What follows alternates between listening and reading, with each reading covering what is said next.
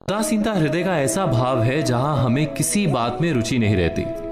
हम कोई कार्य करने के लिए उत्साहित नहीं होते।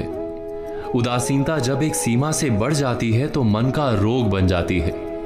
मनुष्य जीवन से अधिक मृत्यु को पसंद करने लगता है।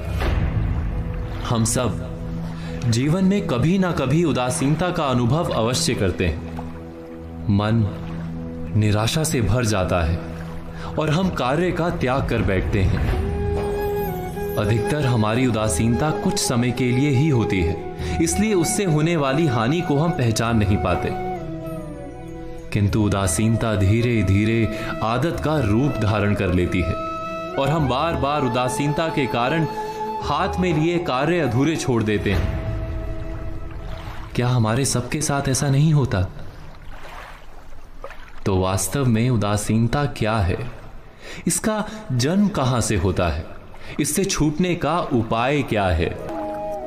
उदासीनता वास्तव में मन की ऐसी स्थिति का नाम है जब हमें अपनी तकलीफों, अपनी कठिनाइयों का कारण बाहर दिखाई देता है। हम कहते हैं कि समाज बुरा है, नौकर या स्वामी गलत है, पति या पत्नी का बर्ताव अनुचित है, जीवन की परिस्थितियां प्रतिकूल है, वक्त हमारा साथ नहीं दे रहा, वगैरह वगैरह।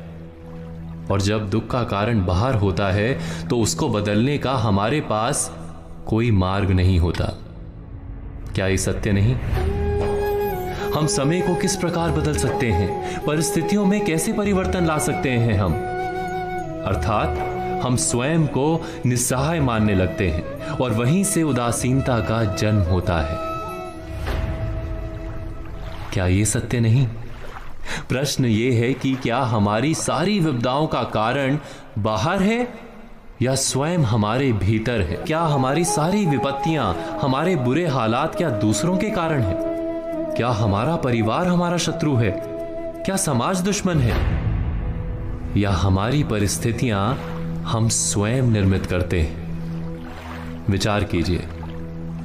पतझड़ में पत्ते गिरा देने वाली ठंड क्या वृक्ष के साथ दुश्मनी कर रही है? नहीं, ऋतु चक्र तो अपना कार्य करता है। उसे पेड़ के साथ ना दुश्मनी है ना दोस्ती। ऋतु चक्र के अनुकूल हो जाना वृक्ष का कर्तव्य है। ठीक वैसे ही समाज कभी किसी व्यक्ति का ना मित्र होता है ना शत्रु। समाज को जिससे लाभ मिलता है, समाज उसका मित्र बन जाता है। अर्थात समाज प्रतिकूल तब बनता है जब हम समाज के प्रतिकूल बनते हैं। वैसा ही व्यक्तियों के बीच में भी होता है। हम जिसे प्रेम करते हैं वो हमें प्रेम देता है, हम जिसे लाभ देते हैं वो हमें लाभ देता है। हमारे हालात बदलने के लिए हमें स्वयं अपने आप में परिवर्तन करना पड़ता है। इतना समझ लेने पर स्वयं में परिवर्तन करना कठिन नहीं। अर्थात जीवन में उदासीनता का कोई कारण ही नहीं, केवल अपने आप में परिवर्तन करना पर्याप्त है। अवश्य विचार कीजिएगा, चिंतन कीजिएगा, मनन कीजिएगा। हम सब के जीवन में कई बार ऐसा होता है कि हम लक्ष्य के बिल्कुल निकट होते हैं, परंतु अचानक हमारे मार्ग जैसे बंद हो जाते हैं या फिर हम भ्रम में फंस जाते हैं। कभी कभी उस भ्रम से जूझकर हार मान लेते हैं, कभी कभी उस भ्रम को ही लक्ष्य समझ लेते हैं और प्रत्येक स्थिति में हमारा लक्ष्य हमसे दूर होता जाता है। अब प्रश्न ये उठता है कि ऐसे में क्या किया जाए? और उत्तर है धैर्य। मन जब अधीर होता है तब सोचने समझने की क्षमता खो देता है, भ्रम के माया जाल में फंस जाता है और अंततः थक कर हार जाता है। जबकि धीरज रखने से मन शांत होता है, आप एकाग्रचित होते हैं, भ्रम के माया जाल से निकलकर अपने लक्ष्य को देख पाते हैं। इसीलिए धीरज रखना सीखें। मैंने कई सारे मनुष्यों को देखा है जिनके पास अत्यधिक ज्ञान है, कला है, धन है, कीर्ति है, पर वो इस सब को अपने पास ही रखते हैं, इस समाज में बांटते नहीं। कारण है भय।